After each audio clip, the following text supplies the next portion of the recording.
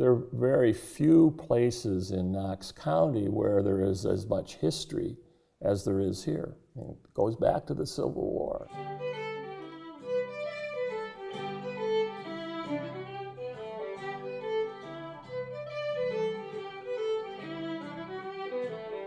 This was originally Christ Church at the Quarry, but it's always been known locally as Quarry Chapel.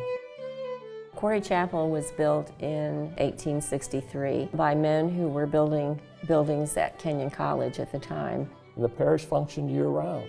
They had Christmas parties here, regular services, Sunday school. The church was pretty active until about the 1930s. It was deconsecrated in 1937, and it was essentially boarded up. It was forgotten for a long time and fell into disrepair.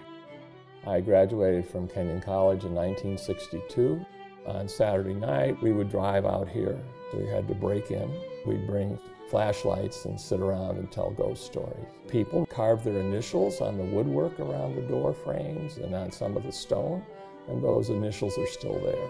In the 1970s, people were concerned about the state of the building. It was going to be torn down. People got together and said, we cannot let that happen. And formed the first of 3 restoration groups. Fast forward to early 2010s, and the third group was formed called the Friends of Quarry Chapel. 2010 through 2015, the Friends of Quarry Chapel was the group that was seeing through the final phases of the restoration.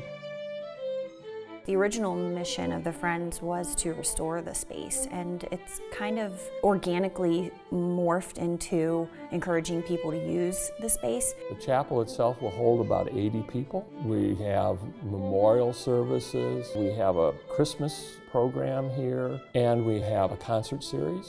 It's usually local musicians who come to present a concert. We have 3 or 4 a year. They really try hard to program a variety of stuff here. Got harpists, chamber music, Patsy Cline songs, a cappella vocal music, string quartets. Even if you're sitting in one of the back couple of rows, you're still close enough that you can make eye contact with the performers. You really have a feeling like you're connected to the audience. You're part of a community listening to the music, not just hearing the performance. The acoustics in here are exceptional.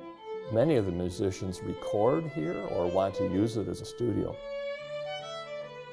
We've been averaging about 8 weddings a year for the last 2 or 3 years. Walking out of the room in the back of the chapel, I can close my eyes and still feel the same feeling and hear the same sound. The first time that I saw it, I absolutely loved it. It's not a place where people are going to be holding their cell phones up. It's just simple and beautiful. It doesn't really require any decoration. There's really no setup that needs to be done, it's just ready. If anyone is interested in a green wedding, the impact of the ceremony on the environment would be virtually nil.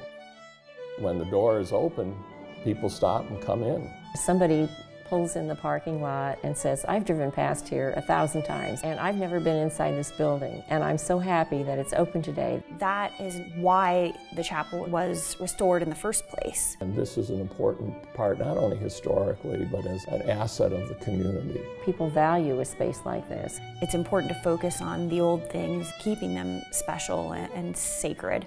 And the more use of the space we can encourage, the more likely it is that somebody will always be here taking care of it.